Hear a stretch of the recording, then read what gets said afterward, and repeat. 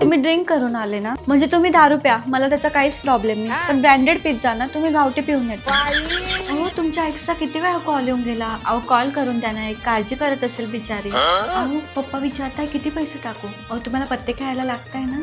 हा पप्पा 50,000 रुपये टाकून द्या. मटन रेडी झालंय. तुम्ही मित्रांना बोलवताय ना. आणि दारू आणली का नाही आणली का? हे घ्या पैसे आणि जा पटकन घेऊन या. तुमचा बॉसचा फोन आहे का? द्या मी बोलते. हॅलो. हो सर, ते खूप आजारी आहे. हा, he is having fever since yesterday. आता फळांचा ज्यूस पिताय ते. वाह दीदी. तुमची पॅन्ट होताना मला लेडीज रुमाल सापडला. माझा तर नाहीये हा. कोणाचा आहे बघा ना, बिचारी शोधत असेल. शेजारच्या काकू मला काय म्हणत होत्या, म्हणे तुझा नवऱ्याने सारखं माझ्या मुलीकडे बघतो. मला इतका राग आला ना त्या काकूचा. मी पण आज बोलूनच टाकलं त्यांना. माझ्या नवऱ्याला डोळे काबर दिले देवाने, बघायलाच ना, मग बघतील ते.